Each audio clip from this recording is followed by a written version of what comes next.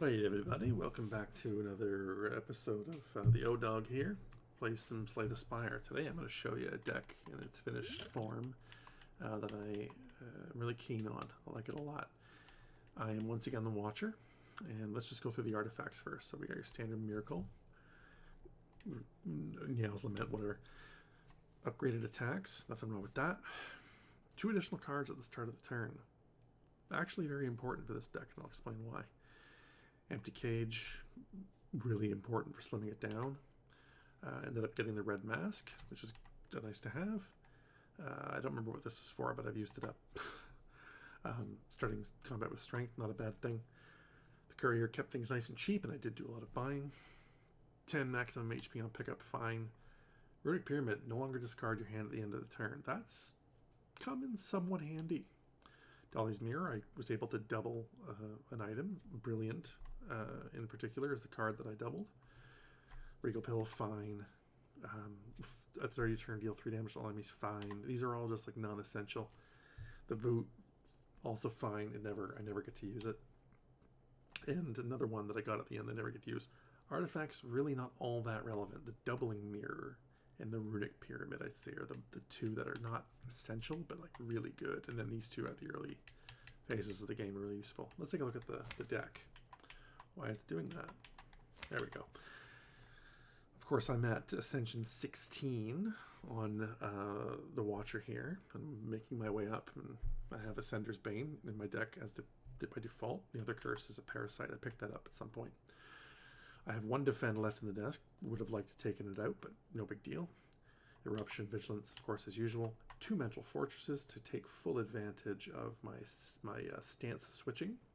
And I've factored in Mantra. 3 upgraded Prostrate, I guess. They give me 3 Mantra each. The deck is nice and small, so I draw them a lot. 2 Devotions, which gain me 3 Mantra a turn. And 2 Brilliance, which deal damage plus all the Mantra I've gained in this combat, so I get stronger as it goes on. Fear No Evil for stance switching always helps. A Flurry of Blows for stance switching is nice to have, but not essential. And Talk to the Hand I just added because I just wanted to. It's an upgraded Talk to the Hand. It deals a little bit of damage, but for the rest of the combat, in particular, in this case against the Act 3 boss, I'm getting some extra block in there, so that's kind of nice.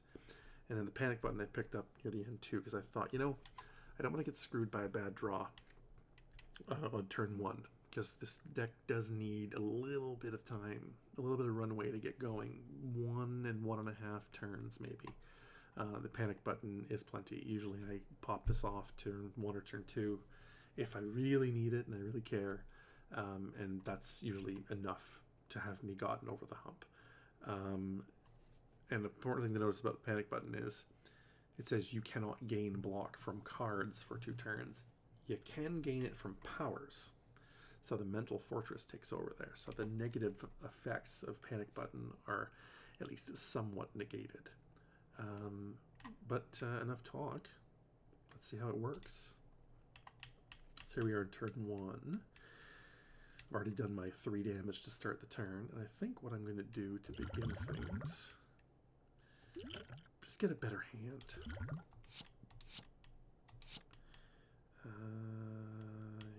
Yeah, the rest of these I want to keep. Or do I? Do I really need the Eruption right now? I don't think so. In fact, do I need the Fear No Evil? I think I do. I might need that for getting some energy here. Okay, that's not bad. Put a Prostrate down. A little bit of Mental Fortress. I've got 17 damage incoming. Let's see. Do I care about that?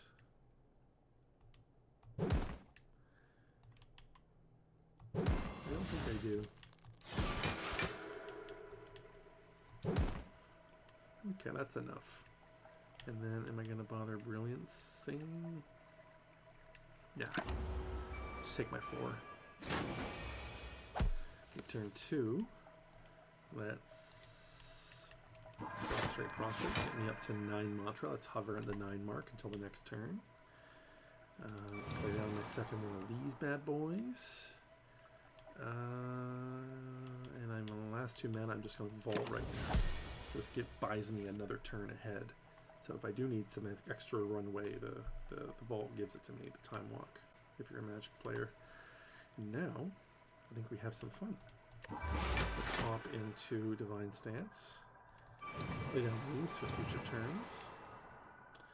And now each of our Brilliance does 87, 3 times the amount of damage it would normally deal. It's 16 plus your mantra times 3 while you're in this stance. So, I think these fuckers can die. And then I also think I can switch stances and take the full brunt as 26. And then I have 8 mantra, so I can pop right back in to Divinity on the next turn. And I don't have much to do on this turn, so I think what I'll do is this. Do I care about the order? Yeah, I want to end on a calm, so I'm going to do this. I'm going to do this.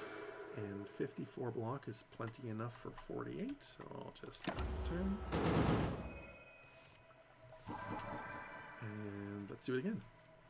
How about, oh, first, Flurry of Blows first. Then Divinity. Then Flurry of Blows. And then, oh, look at that, 141 damage from a Brilliant. Don't mind if I do. And then a little bit more blocky block. And pass the turn.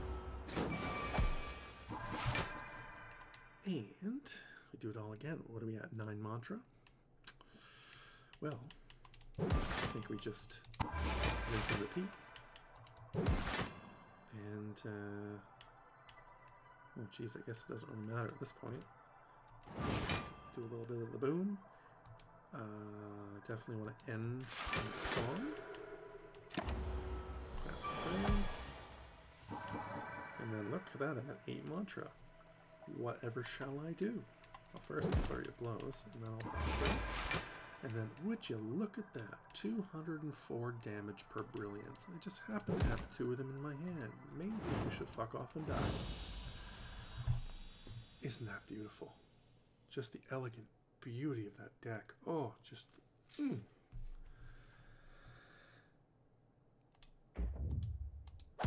Let's celebrate that a bit with some quiet.